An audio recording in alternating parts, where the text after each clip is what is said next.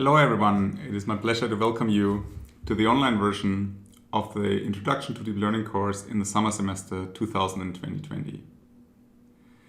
We all know we are going through some difficult times with the corona crisis. However, we still want to make sure that you have the best possible experience. So, of course, all the courses are now being shifted online, and today in the first virtual lecture I would like to give you a bit of perspective of what we're doing to make sure that you can still attend the course. So first of all, these videos, they will be uploaded to YouTube and you can watch them during the regular lecture slots. However, you can also simply watch the videos later. At the same time, we will also make sure that you have accessibility to online teaching hours. You will have accessibility to online platforms like Moodle, where we can ask questions and you can discuss things with us.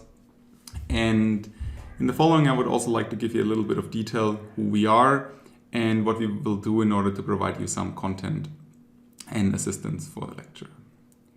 Now, the theme for the lecture is by two professors given. My name is Professor Matthias Niesner, and I will give the first part of this lecture. And the second part of this lecture will be given by Professor Laura Leal-Taché. And in addition to the lecturers, we will have the support of two fantastic PhD students, Andreas Rössler and Patrick Dendorfer. They work with us together in order to provide you with the assignments, the practical sessions, and also help you on the online support side. In addition to the PhD students, we have 11 teaching assistants. So we have Hubes that will guide you throughout the semester. There will be two aspects where they will probably be most helpful to you. And the first one is we will provide online office hours, meaning that you can sign up for office hour slots, and these teaching assistants will help you in interactive online sessions. So you can sign up for it, and then you have a slot where you can ask questions either regarding the content of the lecture, if there's anything unclear, if there's something you didn't quite understand, you can ask these guys. And in addition to that, you can simply ask questions regarding the exercises, what's missing there, what's troubling you, and so on. But we will give you a little bit of more detail at the end of this lecture part. Specifically, I will talk about the administrative things and so on. However, first of all, I would probably want to give you a little bit of an overview, like how this lecture came together and what the goal of this lecture are. And a lot of the content of this lecture is motivated by computer vision. And as you might guess from our own research groups, we are very heavily engaged in computer vision research. And well, computer vision is obviously this thing, right, where we're trying to make sure that machines and computers are learning to see, ideally in a similar way that humans do it. And in order to do that, it turns out it's quite a difficult task, right? So in order to do that, we do need machine learning methods, artificial intelligence methods, in order to get you there. And this is not a problem that just came up very recently with a lot of success in deep learning specifically, but what computer vision is actually a thing that has been first defined already in the 60s in artificial intelligence groups, meaning we want to mimic the human visual system. So, researchers thought, well, for instance, we have a robot or so, we want to figure out how can we replicate the human visual system in order such that the machine understands the world that we do.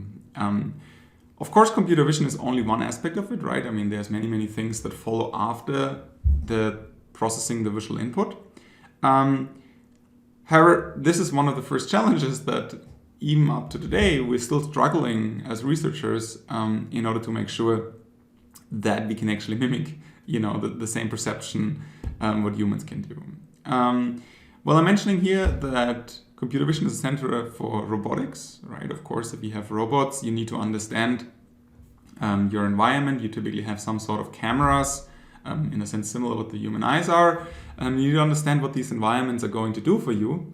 However, at the same time, it's not just robotics. There's a lot of different areas. If you're looking at image content right now on the web, you're going to have a lot of different images, videos, you want to process videos, you want to edit and understand videos. And the perceptual understanding of all the content, what's in these videos, like this abstraction, the semantic abstraction, that's kind of a core building block of computer vision we will talk about. I will later talk about why deep learning is so specifically important for these areas, and what methodologies we can use in order to get it to work. Now, first of all, though, I wanted to introduce a little bit about the history of computer vision, and as I said, it's been introduced in the 60s for the first time in artificial intelligence groups. But there was also a lot of very interesting research going on during that time. And one of the most notable, or very notable early researchers in this field is by Hubel and Wiesel. So David Hubel and Thorsten Wiesel, they were actually neurobiologists from the Harvard Medical School. So there was a lot of influence from neuroscience, right? Because people thought, oh, we want to replicate the human visual system, and we want to kind of replicate what humans do for machines. So these researchers, they actually had several interesting experiments that, in a sense, you could argue, well, I wouldn't say they're the foundation of deep learning, but they had a huge inspiration of modern deep learning methods and how they work. And these two actually also won 2 Nobel Prizes, so obviously they must have done something right. So I first wanted to talk about the experiments, and it's a very famous experiment which is called the Hubel and Wiesel experiment. And the idea, what they have is essentially, they say, well, if we are showing something, in this case to a cat, to an animal, to a human or so, and provide some visual stimulus, such as we're showing some patterns that you can observe, there should be some electric signal to be measured in the brain, right? And the way they did this essentially is they did this experiments on cats. I'm not talking about the ethical aspects here, but what they did is they basically implanted electrodes in the brain of a cat. And then what they did is they showed various different stimuli to the cat. And what they wanted to measure is what are the electrical stimuli that the cat is seeing at this point, right? And, well, now the interesting thing is, of course, this is a controlled setting, so they have kind of a screen, and they can show different patterns, and they can correlate it to what the electrical stimuli are being, right? In this case, they use a slide projector to show these patterns. They didn't have flat screens at the time, but they still has a controlled setting, and they could basically measure to some degree what the stimulated activity in the specific parts of the brain were, right? And the results, what they got, were interesting, of course, right? I mean, the visual cortex, these were cells that were very sensitive, of course, to these stimuli. And what they specifically did is they showed specific simple patterns, like edges, right? So you have a simple edge and you rotate the edge, and based on this rotation, for instance, on the edge and the position, based on the orientation of these edges, they could figure out the signal. What's also interesting is the positions of these edges did actually not matter in this case, right? So they were insensitive to their position. So sensitive to the orientation, but insensitive to the position. And this is something we will see later when we're talking about convolutional neural networks, that we kind of have operations in these convolutional networks that are invariant to certain properties. So, sometimes we have stimuli that are being translated into signals, and sometimes we don't. This is a pretty fundamental part of this experiment, what they found out, and this led, a basis to a lot of these interesting experiments. So I'm mentioning this experiment because this is kind of how we also might approach this problem of applying deep learning on images in the first few lectures. Now, I also wanted to mention another very seminal, interesting, well, I wouldn't say milestone, but I would say anecdote in computer vision. In July 1966, this was actually at MIT, there were a couple of researchers, and what they did is they thought, well, artificial intelligence is kind of an interesting topic right now, so we want to make sure that machines become more intelligent and they learn to think and so on. So they should also learn how to see.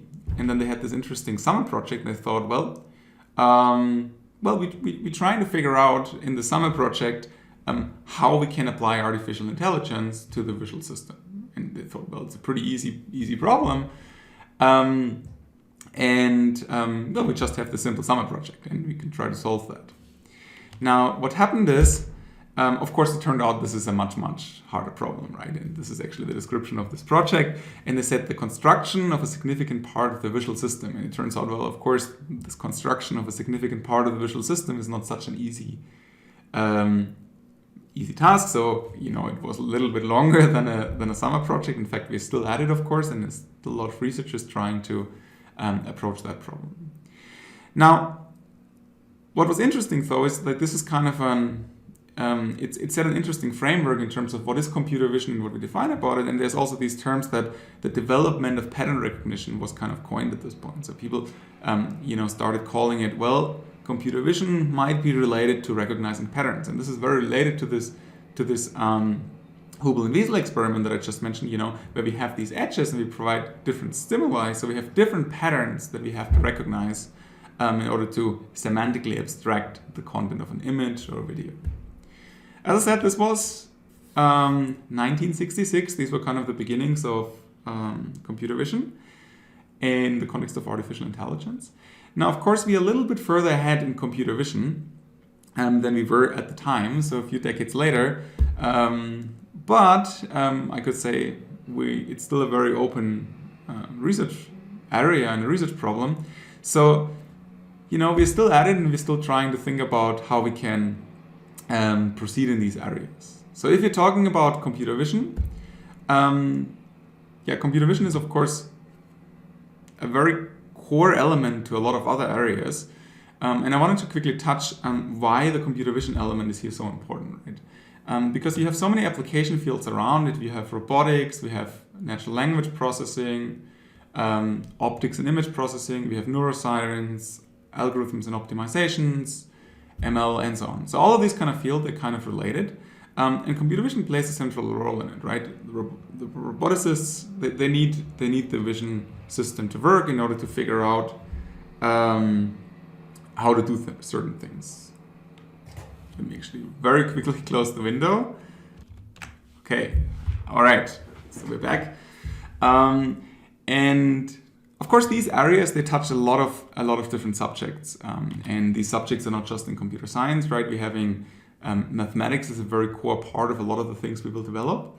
But we will also have engineering aspects, we have physics aspects, biology aspects, and psychology aspects. So this, I think, is a very important thing to realize, that a lot of the things we're doing here in this class, they will have a lot of applications that go far beyond computer science.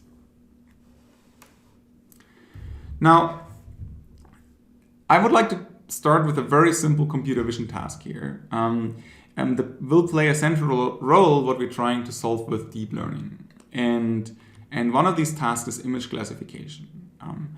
Image classification is not understanding everything in an image, but it's rather simplifying the problem to a subtask of kind of image understanding. And image classification means, in this case, we're having an input image. And for this input image, we would like to figure out a label. So in this case, we have this cat image here on the left, then we have a pipeline here in the middle, and we will have some label assignment at the very end of the day. So, ideally we would get a label for it that says, oh, this is a cat, or it is not a cat. And image classification is one of the most popular tasks, I would say, in computer vision, because, you have an image of an object and you want to figure out what object it is. And there has been, in fact, a lot of research in computer vision how to tackle this task. And this was prior to the success of deep learning. So deep learning has been around for quite some time. However, even before, when algorithms in deep learning are around, they were not necessarily the choice for image classification. I will later tell you a little bit why deep learning became so popular. But in the era before deep learning was very successful at image classification, what typically happened in order to do this image classification task was that researchers developed certain feature extractors. So first what you do is you take an input image, you have some pre-processing, you normalize some of the content, you normalize the colors, normalize saturation, stuff like that.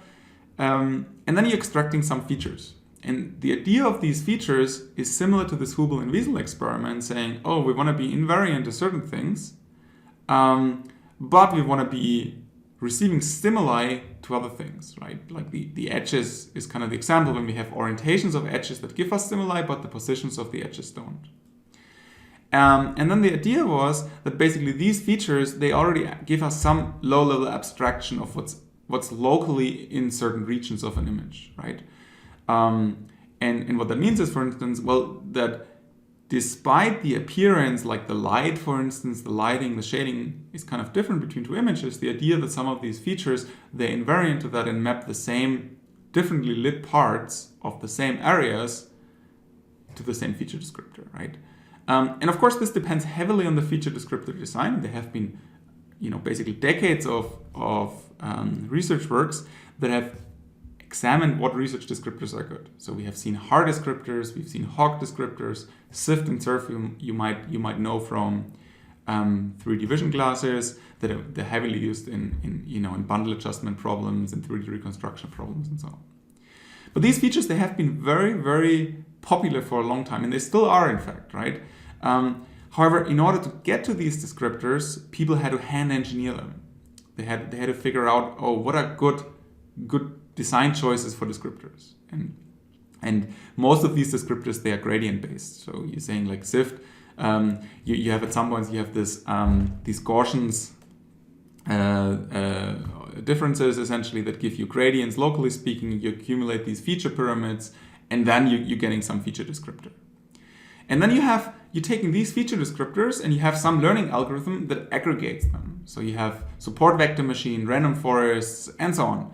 And with these aggregators, they're learning basically to combine these low-level feature descriptors and then to produce a label, right? So basically, if you have, I'm trying to simplify it a little bit, if you have like certain number of edges in various directions, again, let's say you have an edge detector, right?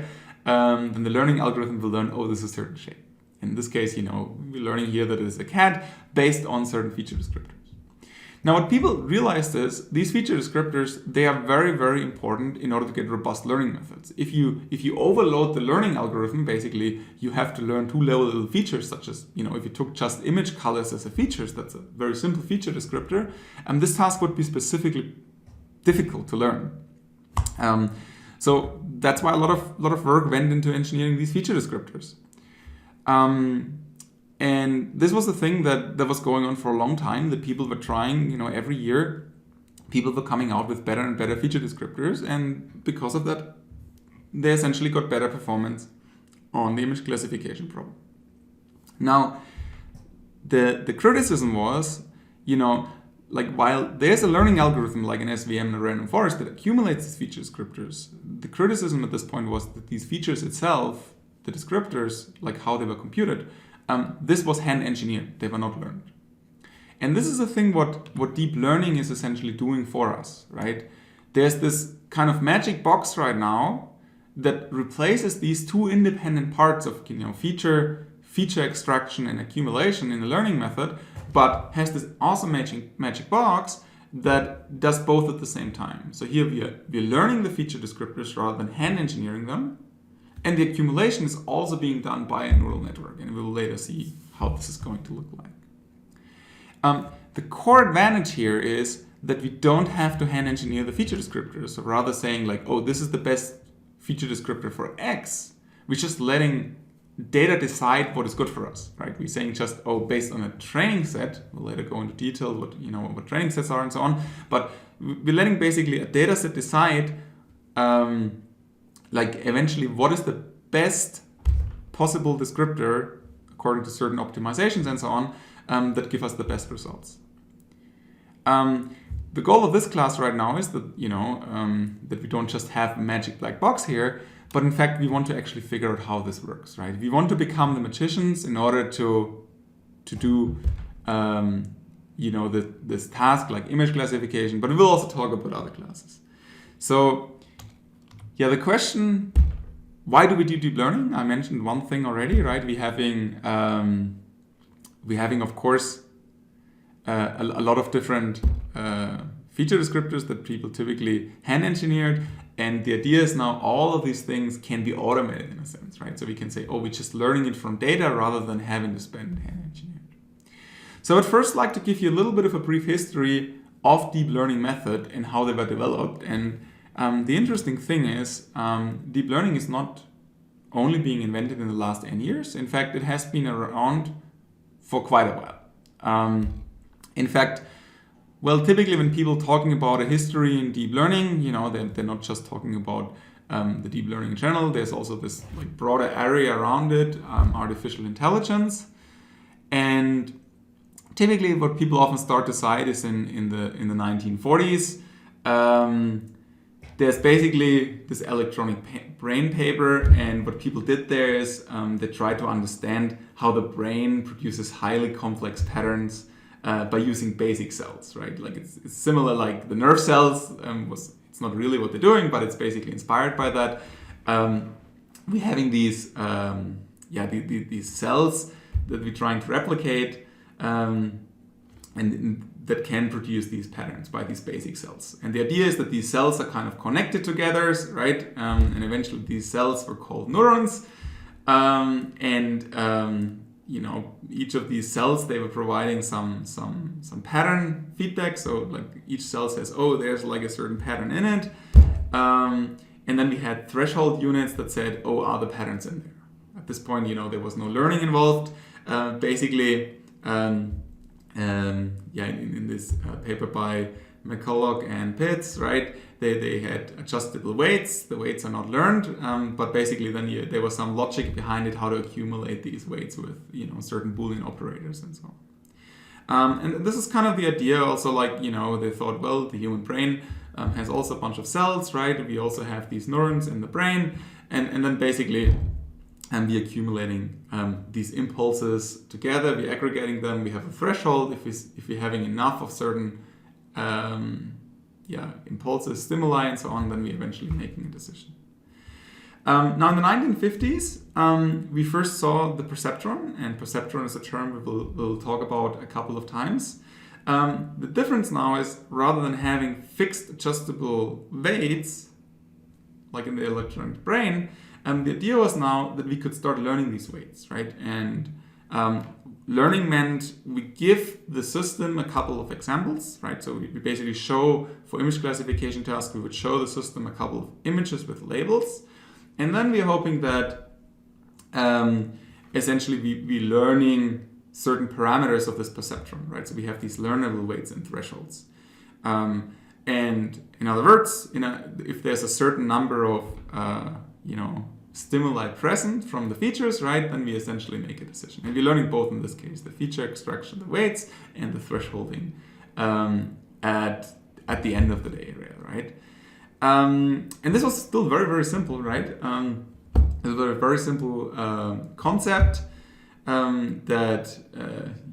these researchers, Wittrow Hoff, they called this linear elements or Adeline. And this was all hardware at this point. This is not like software like today we have like these big neural networks, but instead this was all hardwired. And people try to make basically hardwired decision-making systems, which is kind of the preprocessor of modern neural networks. Now, starting with this Adeline, this is a very interesting historical standpoint, because at this point we had kind of this golden age of deep learning. People started to realize, we could learn a couple of these things, so we can just learn everything, right? And basically we're almost done with AI. So we thought, we have basic elements now that we can replicate from the human brain. So based on that, we can go ahead and essentially, almost solve the complexity of what the human brain is doing. So this is kind of called the golden age. So there was a lot of hype at this point. Like a lot of progress was being made. In a sense, similar than it was made in the last 10 years. And of course, we still have major roadblocks, but there's a lot of excitement about it that went on. And then in the the end of the 1960s, 1969, people realized that there were actually big problems with these simple models and with these perceptrons, if you have them. And a specific problem that I should mention is this XOR problem, right? So there's this, it's a famous paper actually, by Minsky and Papert, and the idea is that if you're looking at this XOR problem here at the bottom of the screen, it is very difficult that this perceptron basically, or it's impossible for this perceptron that you can find for the right-hand side here. Let me see if I can enable this one here. So here, if you're looking at this side here, right? Basically, like this is we cannot find a decision here that separates these two classes apart. So like a linear model cannot separate these two classes apart, right? We cannot find a single line in this case that gives us a decision boundary to separate out the two classes. We'll later talk about this in a bit more detail, what decision boundaries are and so on. But basically, the single perceptron, the linear model here, cannot solve that problem. And then people were very frustrated, and this started the dark age, the AI winter. So the problem at this point was, well, we thought we could solve everything, and then we realized, oh yeah, we're still a little bit further away than we thought. And this was called the AI winter. So, like from a golden age, we go to winter. It's like this hype cycle, right? We made a bit of progress, and then we realized, okay, yeah, we're having a little bit of problem. Now, the next big breakthrough I would like to mention is this multi-layered perceptron. Basically, the idea is, well, okay, we try to solve this with a single perceptron, with a linear model. The idea is we don't just have a single perceptron, but we stack multiple together, and this is called the multi-layered perceptron, right? So, the idea is basically that we have several layers of these perceptron, and this already gets a little bit to what we will see in modern neural networks. These multi-layered perceptron, they can now be trained, and training in this case means we're optimizing for the weights of these neural networks, of these multi-layered perceptrons. And in this case, the idea is that, well, we essentially have some optimization mechanism that tells us throughout these layers what are the respective weights in this neural network. And this is what we call backpropagation. This is a method we will talk very extensively in this class about. It's a gradient-based optimization that relies on computing the gradient, and the backpropagation gives us this gradient computation. Now, in 1995, there was the SVM. I don't want to talk too much in detail. This is probably more related to a traditional deep learning class. Basically what happened is support vector machine turned out to be very, very successful, and they still are, of course. But people thought, maybe like the deep learning thing with this multi-layer perceptron is not the right choice, and there's other methods like, again, what I said before is like we might have to engineer features first and run an SVM. And people were very, very successful with that, which, also put a little bit of a halt to deep learning again. Another big breakthrough came in 2006, I would say, or 2007. Basically, people developed like bigger neural networks. And until I would say this 2006, 2007, there was still a very dark period because other pipelines, traditional pipelines like SVM, were actually relatively successful, and deep learning was kind of a nice theoretical concept, what is in theory following inspiration from the human brain. But it didn't quite work so well. And but then in 2006, Jeff Hinton, and we will later hear this name a couple of times because Jeffrey Hinton is a very well-known researcher who is still very, very active today in the deep learning field. He showed that deep belief propagation networks can be efficiently trained using actually pre-training. So like if we're having certain tasks, we can basically use networks from other tasks and don't always have to start from scratch. And this was an important breakthrough because it allowed us basically to train a big network at some point, right? This is still what we're doing today. We're training big networks, and then we're adapting these networks to new tasks. And this idea of pre-training is, in my opinion, one of the things today that makes deep learning so successful. So even today, training a neural network that does well on image classification takes probably 2 weeks or so, right? If you train this on a single GPU, training on big data sets, it takes like 1 to 2 weeks. And that is something actually, that is still very successful. That when you take months, you have this pre-trained network, you can take very short training periods of maybe even hours in order to get good results. This made the whole deep learning field a little bit more practical. But nonetheless, right, I mean, yes, there was this dark age, there was AI winter, and even until 2006, 2007, 2008, neural networks were an interesting concept that was not in the mainstream of computer vision, I would say. It was there, right, but it was not the dominant part. And I will show you, this actually changed quite a bit in the last 10 years, right, in 2010. In this last decade, deep learning actually changed the field completely. Like, if you're simply counting how many papers at a top-tier computer vision conference have deep learning in the title, now I would say this is certainly above 90%. Whereas, like, 2006, this number was significantly lower, like maybe single-digit percentages. And I want to bring up one table here. And this is a very famous benchmark on image classification. It's on ImageNet. That's one of the famous data sets from, was originally started around Professor Fei-Fei Li. She's a very famous professor in computer vision. And they actually released this data set of, tens of millions, I think it's 10 to 14 million images or so that they annotated. For image classification, and people typically measure top 5 error on ImageNet. And top 5 error means give me an image, ask your method what class is it, and then you ask the second class, third class, and so on, and you ask basically is any of these classes, is it in the top 5 classes, are the top 5 predictions in the winning class, right?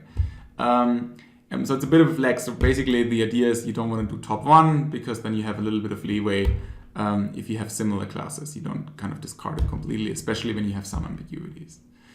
And this is a graph here. If you're looking here on the left-hand side, we have the y-axis is telling us a percentage in terms of what the error is going to be. So this is like the higher is the worst, basically. So if you're looking at 2010, the best method had around 27-ish 27-ish percent error on this ImageNet classification task.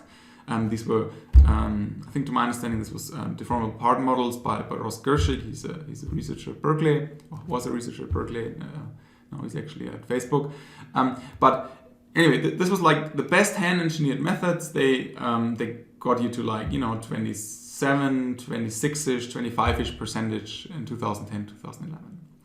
And then in 2012, and this is basically probably one of the reasons why we're here today, this made deep learning very popular.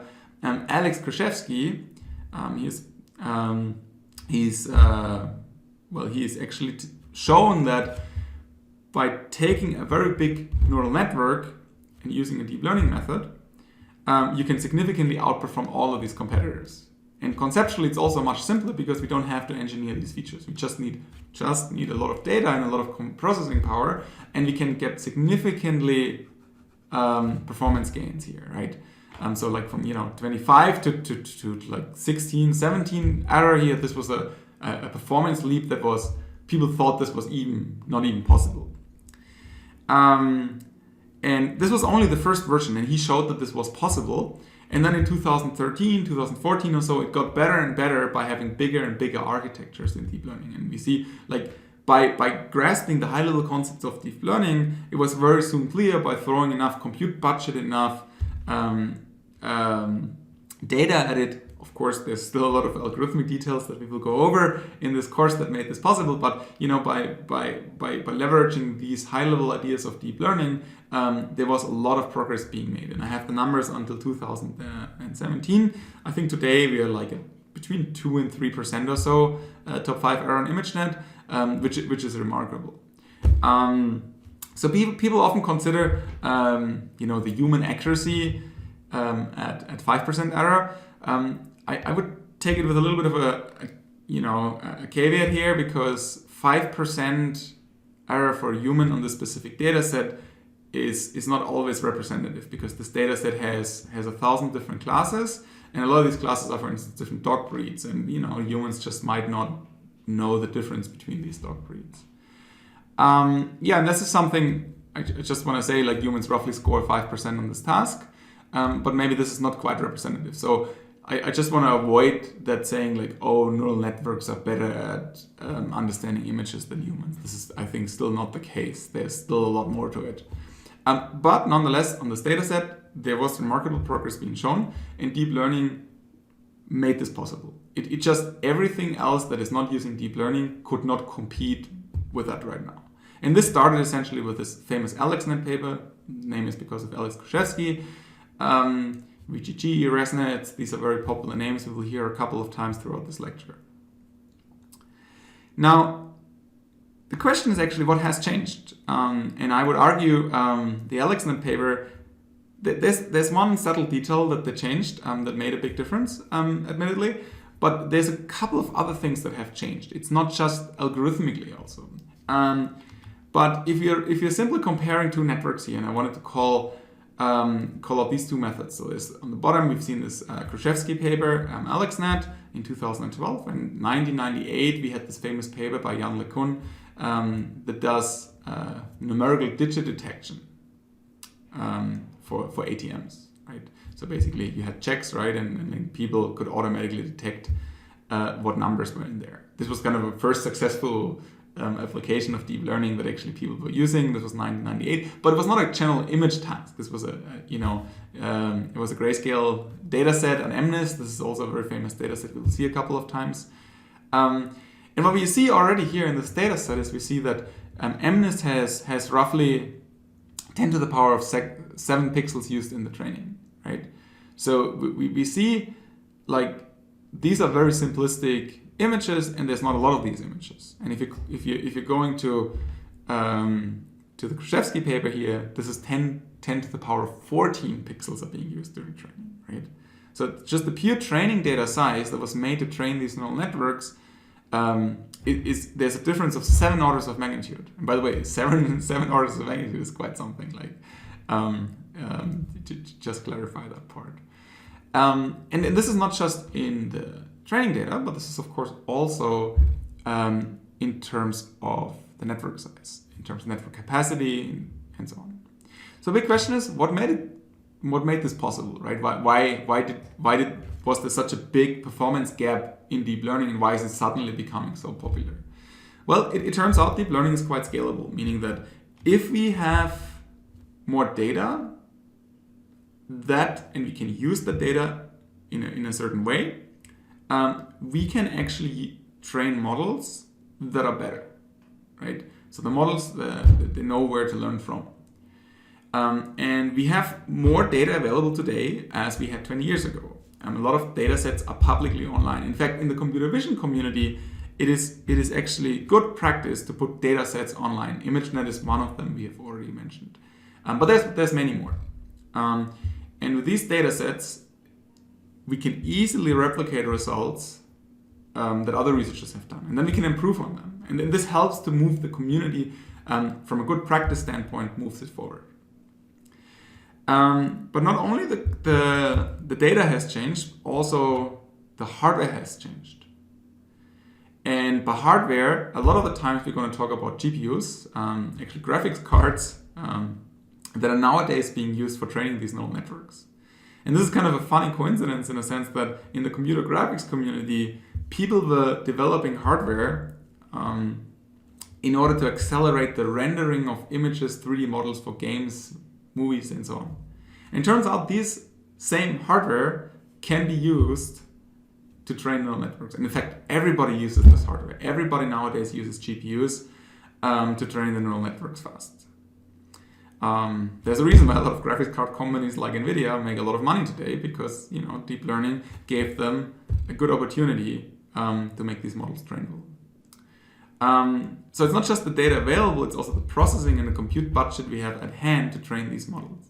In fact, we can even go a step further. It's not just, you can train these models basically on gaming computers. So everybody who has a gaming PC at home can train a neural network. That's a nice thing. But a lot of the stuff is also available in cloud compute. You will see like the big tech companies, like Google, Microsoft, and Amazon. They have big cloud offerings for GPUs, for cloud computing that train neural networks. And in this combination of big data and hardware allowed us to go deeper. And deeper means basically that we have bigger models with more capacity, more layers, right? We talked about the multi-layer perceptron. There's multiple layers of a perceptron. We can stack more layers together, get more powerful, more complex models that can learn better, more discriminated features. And because of that, we can get better results on certain tasks like image classification. Deep learning today is actually, is very popular, of course, right? I mean, we can see it. We have a very packed class. Typically, I would say, oh, look around you. We have a lot of people in the lecture room. This might be a bit difficult right now, but you can probably guess a lot of people are signed up for this course. And there's a reason for it, why it is popular, because you can do a lot of cool things with it. So deep learning, in fact, has been recognized academically, even in broader societies right now. I would even go so far to say it is cool to be a deep learning researcher, right? That's a new thing as a computer scientist. We have to basically accommodate with the fact that we are being mainstream now. We're not the isolated nerds anymore, but rather we are being mainstream and can do hopefully something that is very useful for society. So the ACM Turing Award, this is basically the Nobel Prize of Computing, was in 2019 was awarded to Jan LeCun, Jeffrey Hinton, and Joshua Bengio. So I just wanted to say, with the success of deep learning, you already saw that researchers who laid a lot of foundations in the 80s, and in fact, Jan LeCun, he's also very popular on social media and so on. So he was the convolutional network guy. Jeff Hinton was the student, the advisor of the students at this point, and these guys basically, they got recognized for laying a lot of the foundation work, and specifically for the work on backpropagation in this case. But I think it's not just the specific paper; it's also like the whole area that revolves around deep learning in this case. So I just wanted to mention this is like the highest honor you can receive as a computer scientist in a sense, and they received it actually quite a bit later, only after all the compute budget, all the data, and so on was available to train bigger neural networks. And we see it also today in computer vision conferences, CVPR and ICCV. These are the two, ECCV, these are the popular conferences. CVPR is one of the conferences you will hear a couple of times me being citing papers from. You see that the number of papers, this is a graph showing the number of papers here, these ones actually grew significantly.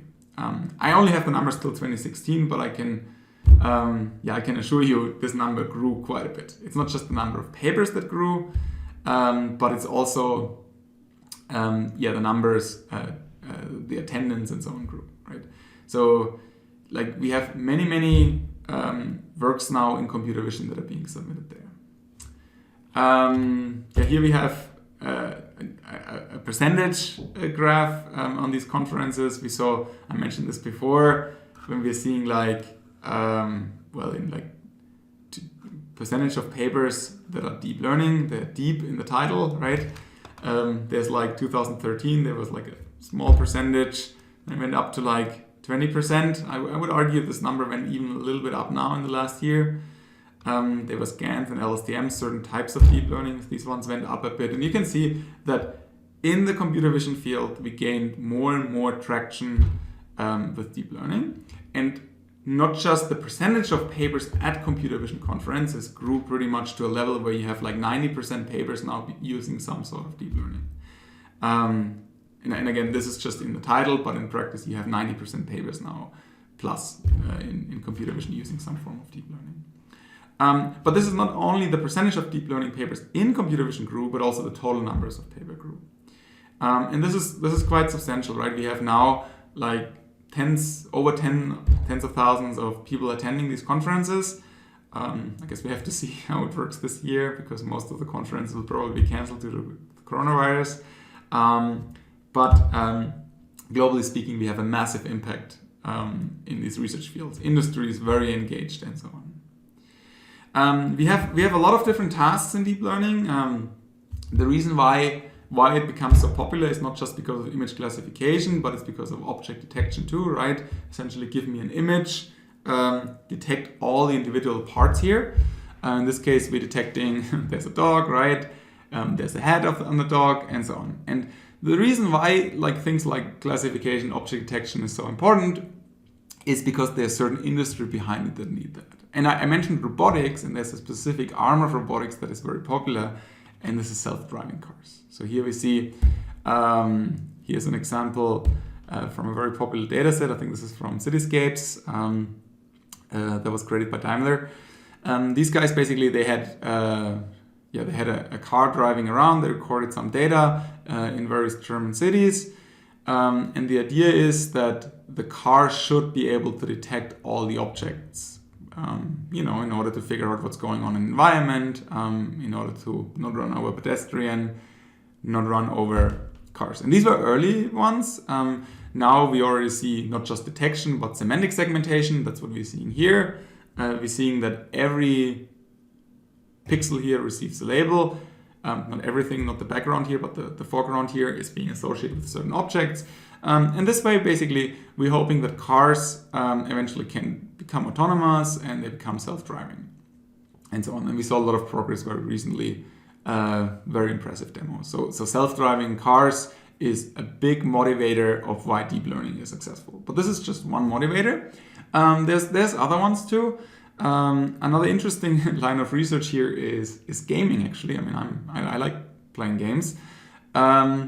AlphaGo was a very popular one. You might know the Go board game, very popular in the Asian communities.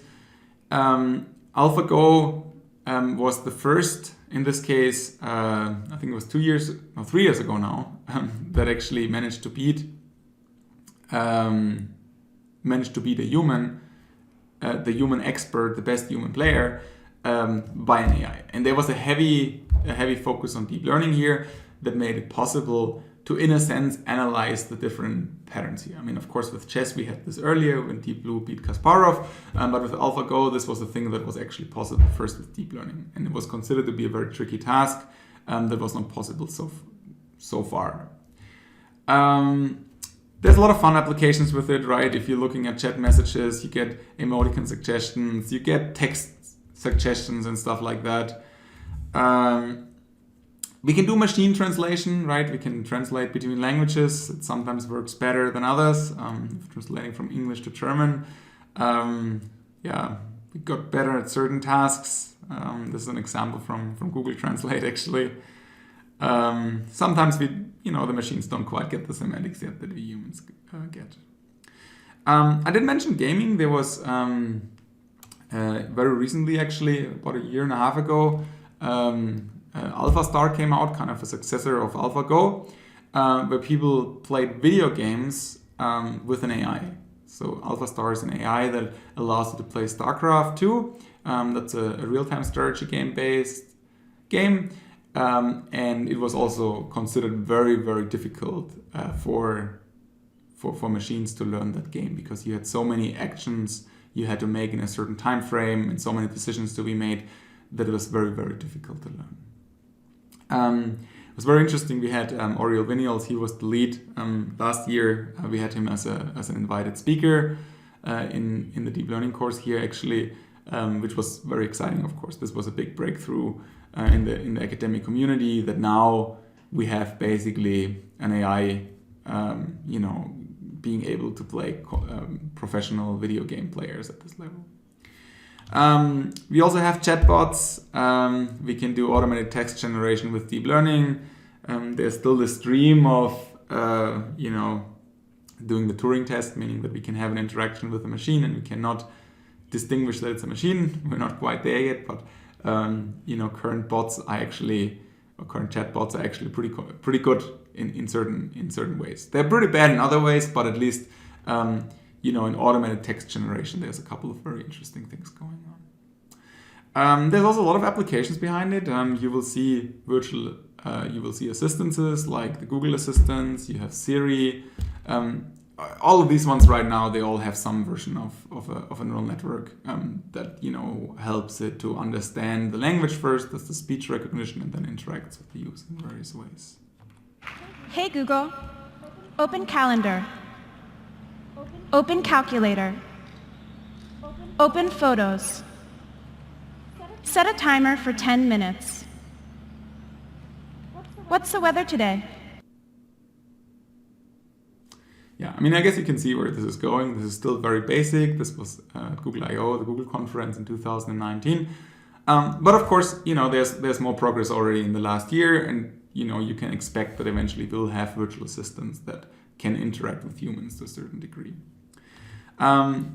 There's in fact a tremendous amount of already productized deep learning methods in the medical areas, right? In healthcare, such as cancer detection and so on. And here, like this pattern recognition, what deep learning based models are good at, turned out to be fantastic, right? And the thing why this is needed is, of course, we're in difficult times right now.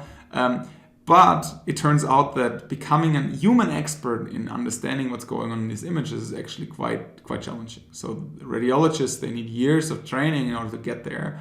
And these people can now rely or can use assisted tools with deep learning to help them to make the decisions faster.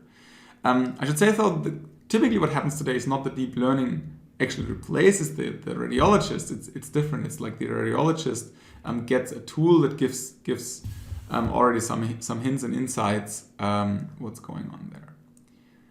And yeah, I think this is actually surprising. Like the medical aspect is actually prioritized very heavily. There's a lot of companies like Siemens, General Electric, and stuff like that. They already have in their CT scanners. They have already all these deep learning models included. Economically speaking, there's kind of wild estimates like how much market is going to be around deep learning. This is a number I googled. There's basically people measure from billions to trillions, and they kind of divide it up until 2030. We are still at a very rapid growth phase, and we're seeing a lot of companies using deep learning. I mentioned medical. Cars is obviously one that will be very popular.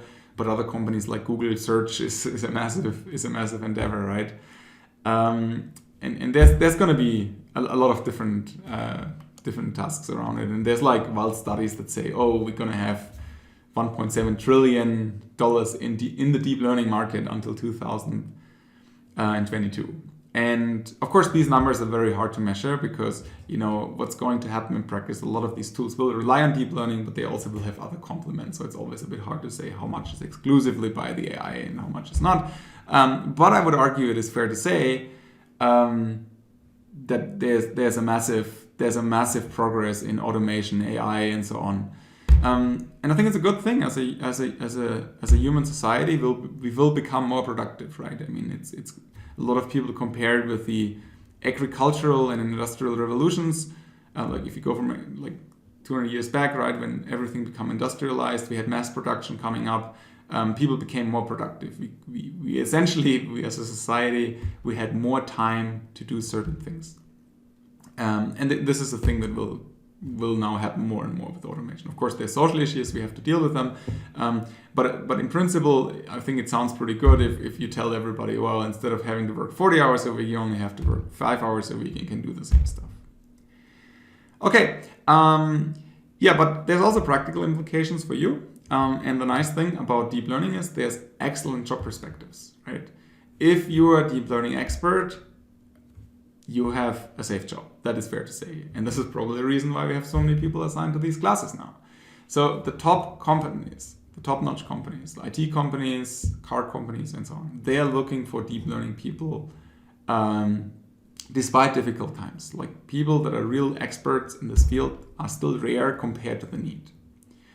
I mentioned there's many industries, IT companies is just one, but there's cars, logistics, healthcare, robotics, manufacturing, stuff like that. So the perspectives are really, really great. And I mentioned this before, now in deep learning, you can become kind of a rock star in this field.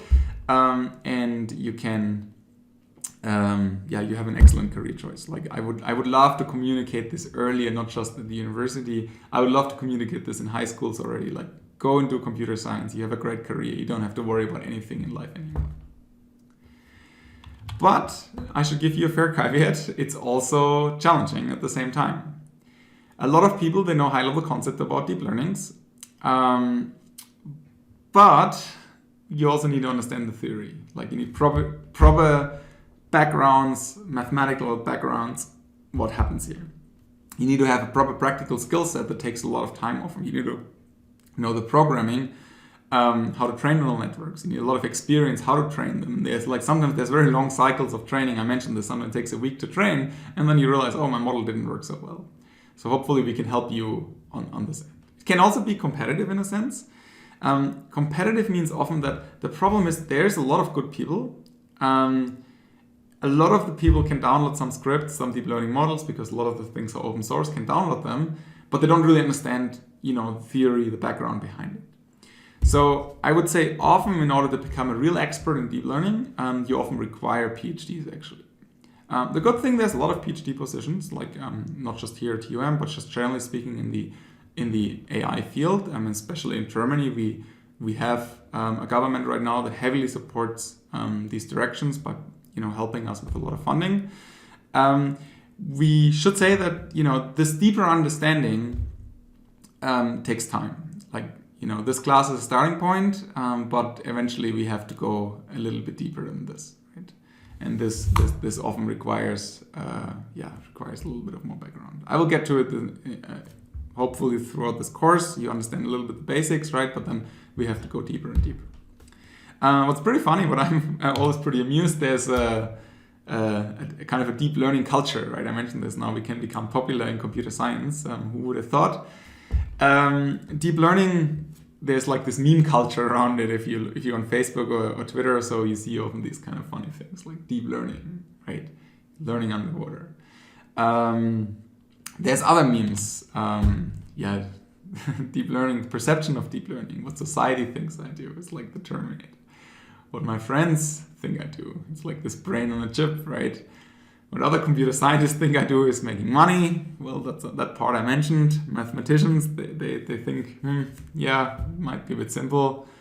What I think I do is becoming Jan LeCun. This is again Jan LeCun here. And what you actually do is you download a script and import Python. But there will be more to it, right? And we will go over it. There's also, there's deep learning is everywhere. This is just the thing. But one does not simply learn deeply. You have to understand it. There's various types of headaches. There's migraine, hypertension, stress, and the math behind deep learning. And you have to understand the math in order to master deep learning. There's many of these memes. I'm always pretty amused. You can just type in Google deep learning memes and you will find a lot of cool ones. I'm not sure if this baby here is amused and happy or crying. I don't know it, but I think it's pretty amusing. I should also give you a little bit of a background. Deep learning research at TUM, not just the research, but also teaching.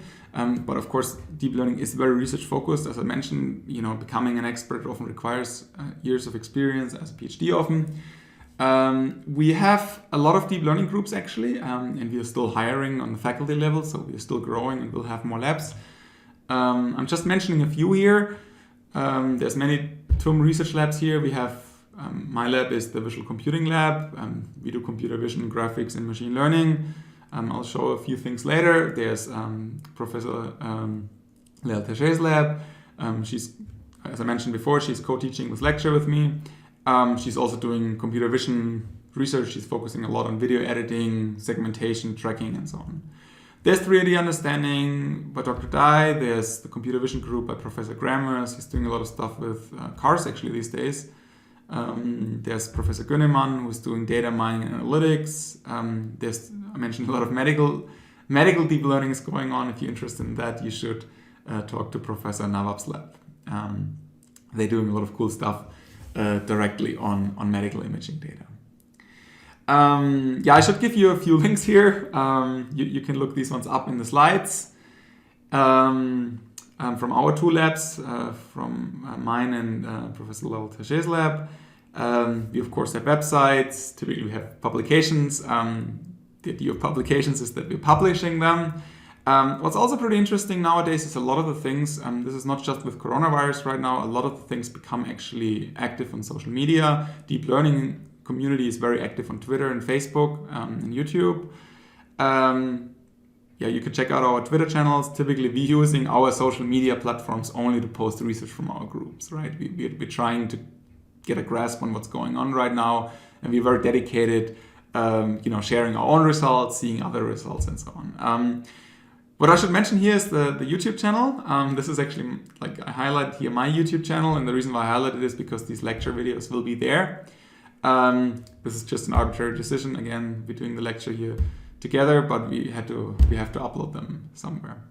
But definitely, check out the Twitter social media, which is, I think, really cool if you're interested in some of these research directions.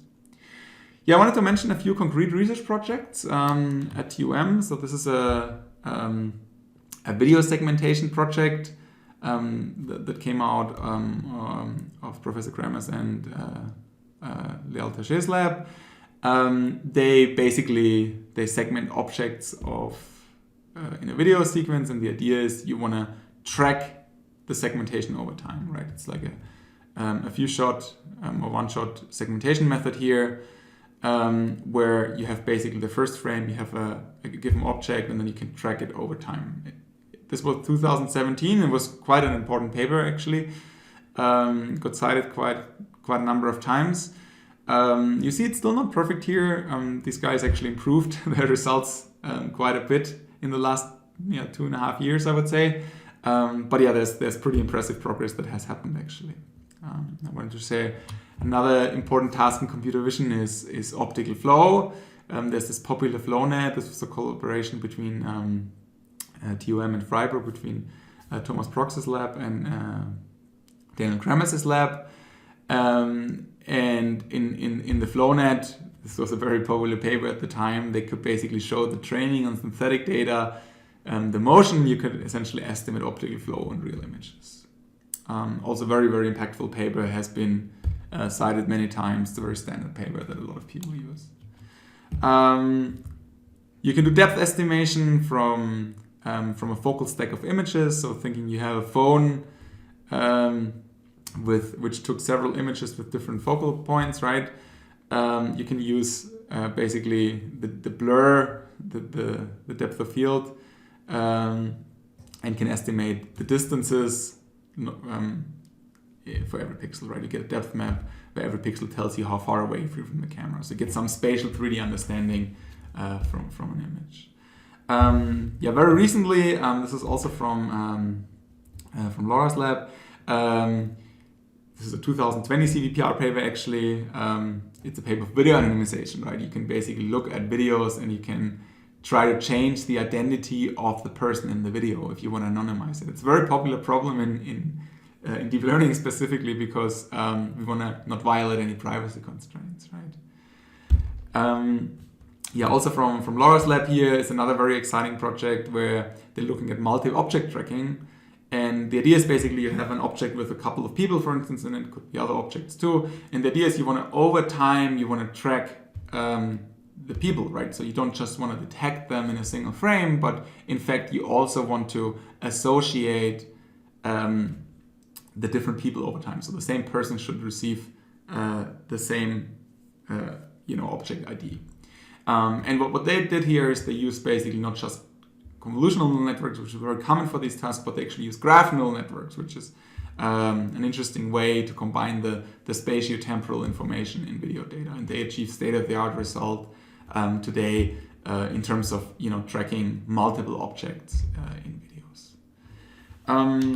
Here's another paper from Professor Kramer's lab. They do basically stereo estimation, virtual stereo estimation with a single RGB camera. Basically, they hallucinate the second camera. They try to predict that, and then do stereo estimation. They can predict very, very good depth values again. This is an example in the Kitty data set. They produce pretty good results there. Also very exciting paper, worthwhile a read. Here we have another paper from Niels Thurai's group actually. That's a paper where they use deep learning for accelerating physical simulations. In this case, they're looking at smoke.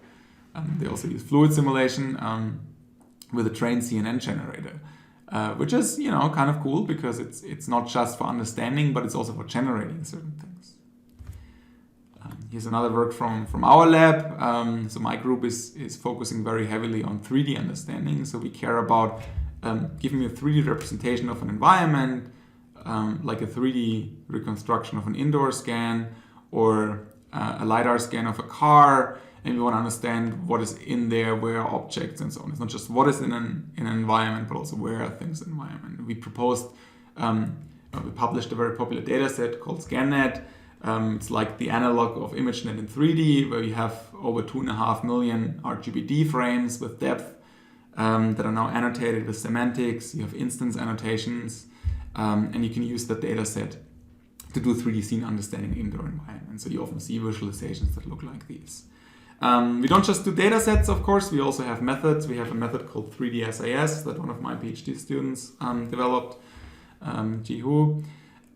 He actually figures out in this 3D scan, what are the objects in there, what are the types of the objects, and so on.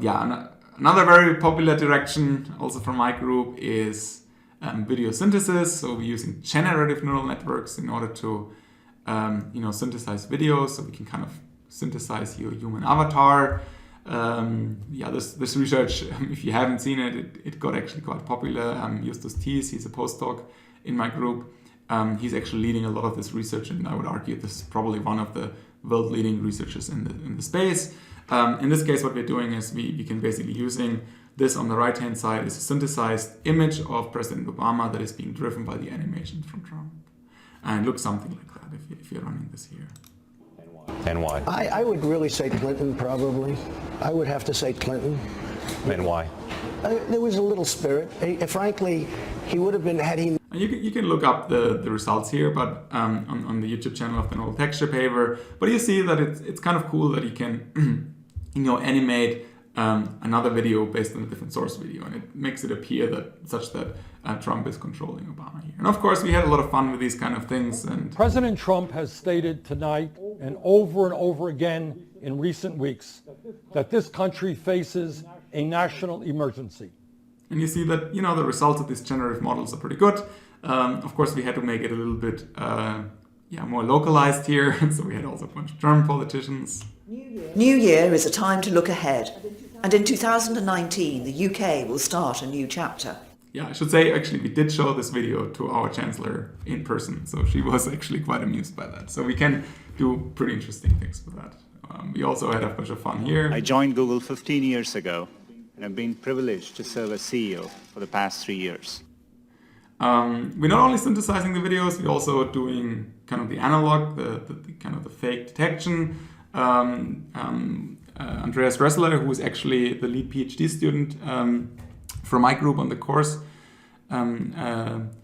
he actually developed this face forensics method that can now go ahead and, in retrospect, detect whether there was anything edited in these videos. So that's kind of, we're basically looking at both sides. And what's interesting enough, that the data from the generative methods that created the fakes are very important in order to detect them at the end of the day. Yeah, so if you're interested in any of these research directions, definitely, of course, this course here provides you kind of a foundation.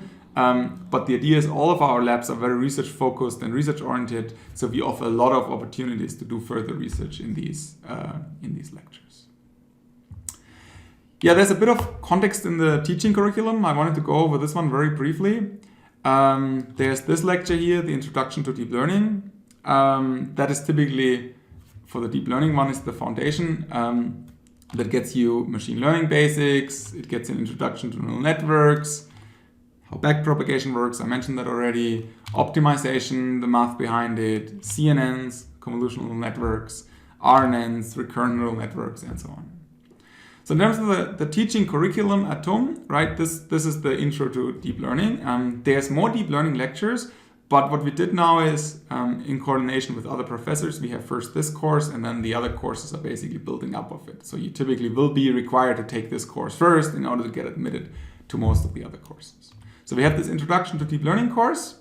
This is kind of, as I mentioned, this is the first one. We too are teaching that one right now. And we have been doing this for quite a while now. And, you know, we hope we have reached a status where this is hopefully a good course.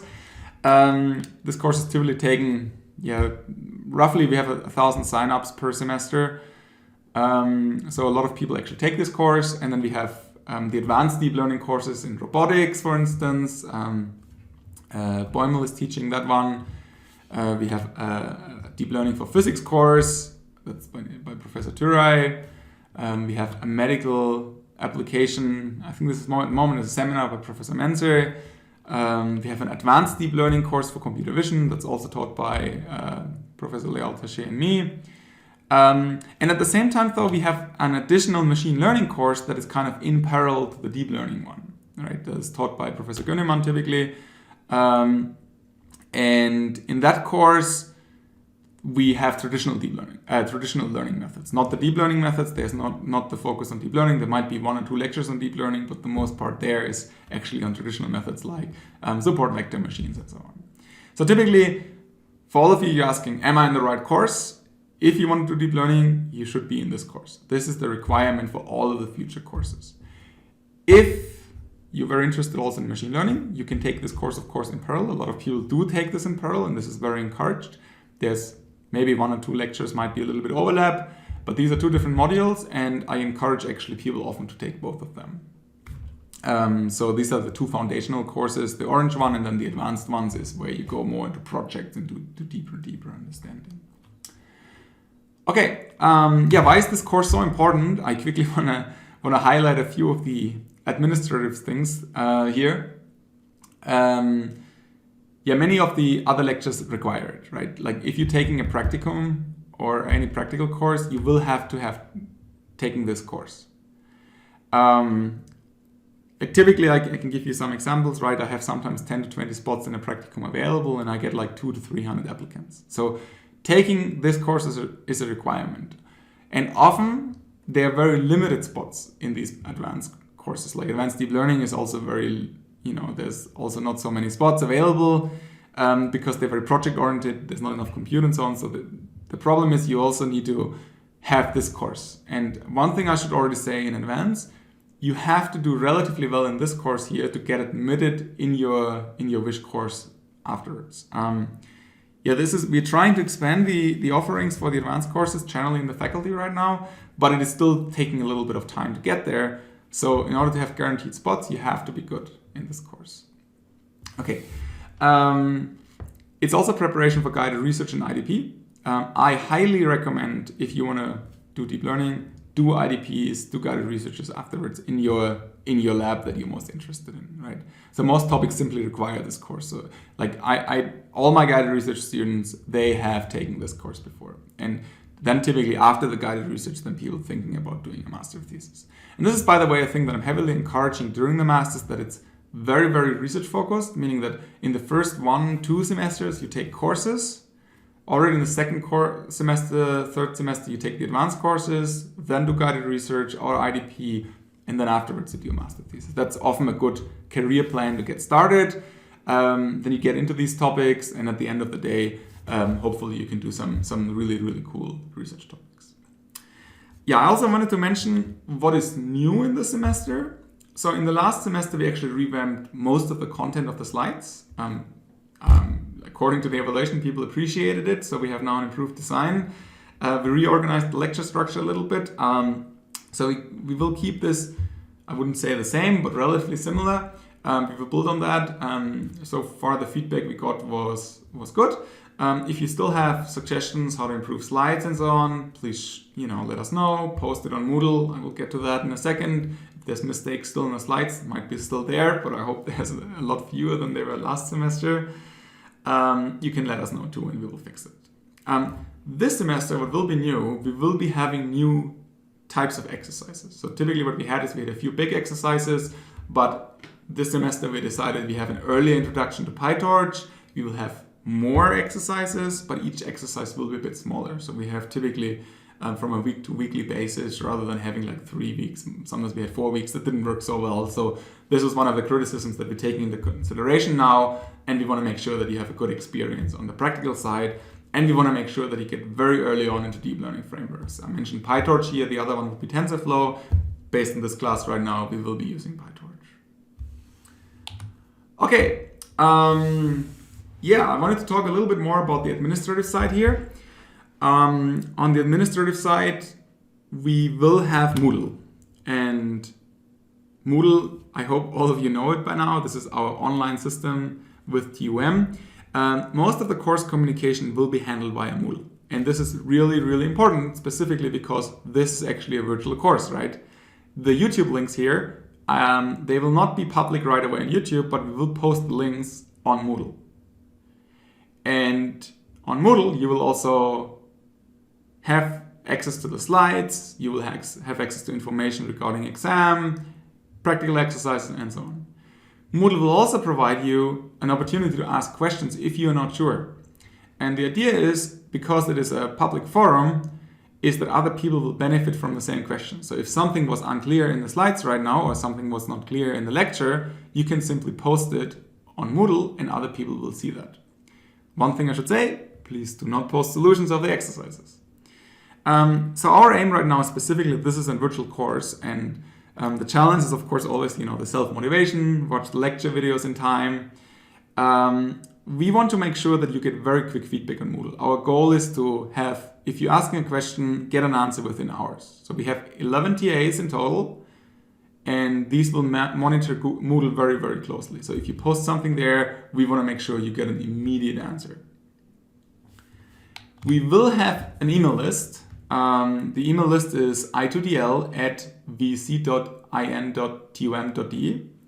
This is going to all of the TAs, all of the PhD students, and the professors. Do not email us personally. And this is a very simple reason behind that is we're just getting too many emails. And this is not just the emails from this course. We're getting sometimes 100 emails a day. It's just very difficult to answer all of them.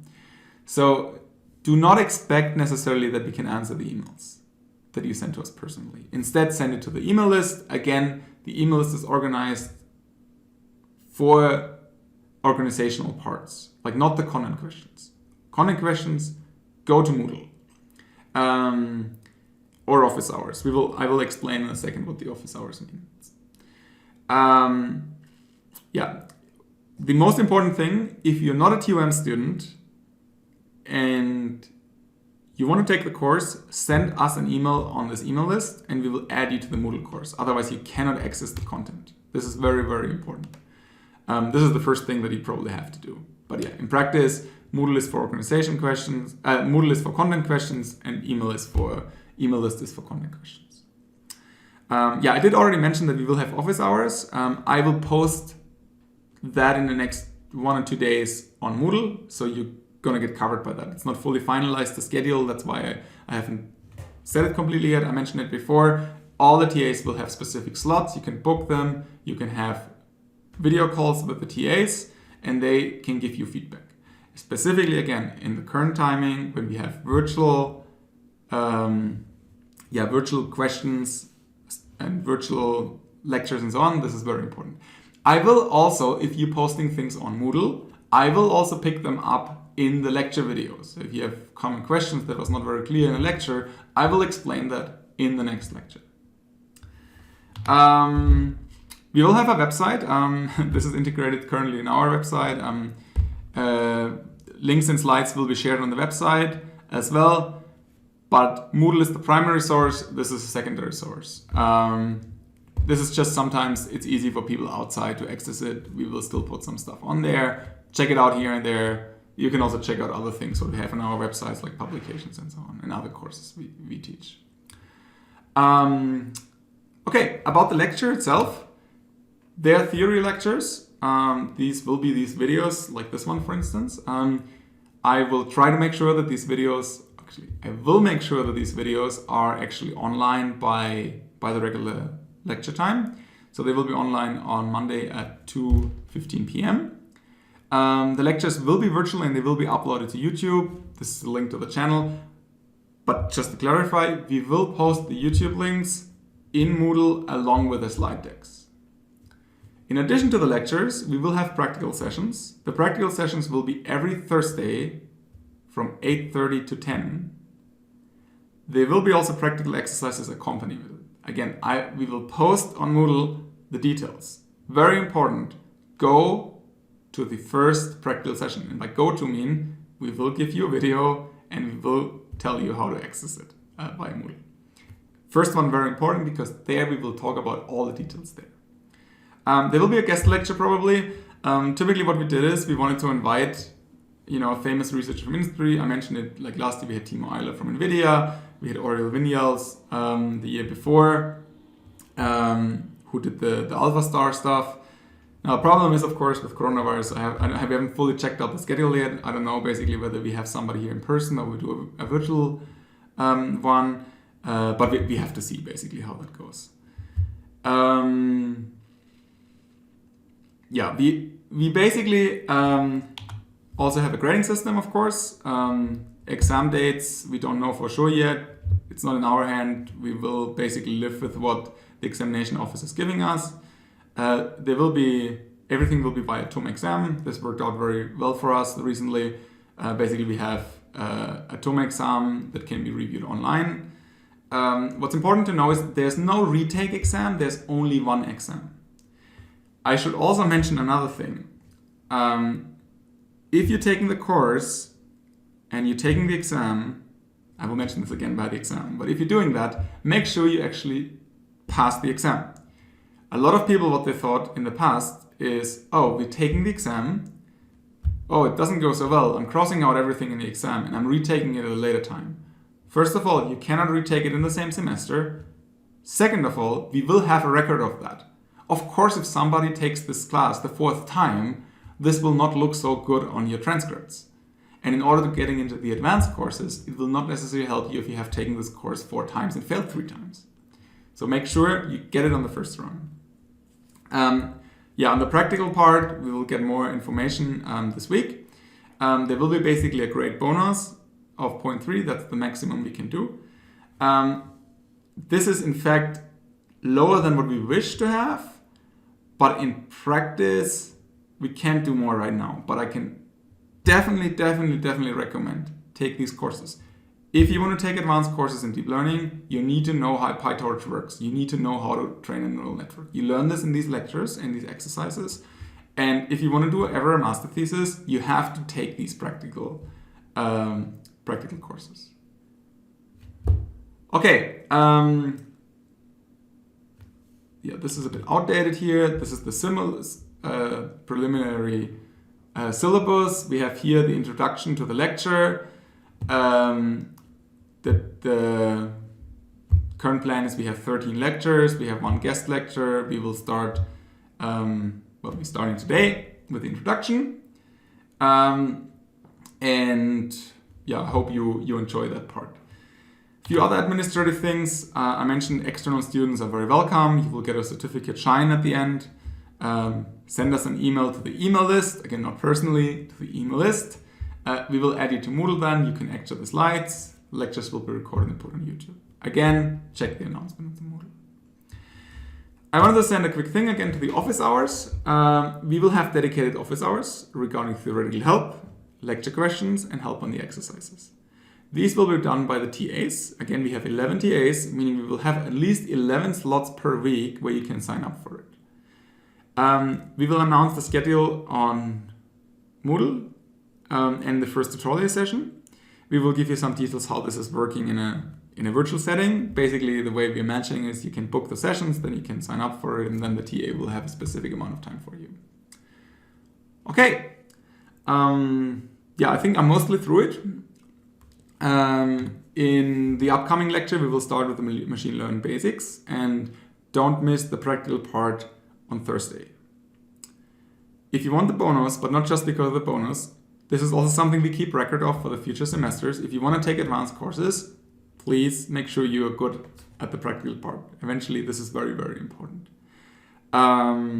yeah, typically I would ask if there's any questions. Unfortunately, it's not interactive yet. We might have to think about this. If you have any questions, post them on Moodle, specifically if it's organizational right now that could concern other people. We're trying to answer that, yeah, relatively quickly. Otherwise, well, this was my first online lecture. I will probably see you next week then. So yeah, stay safe, stay healthy. Hope to see you there.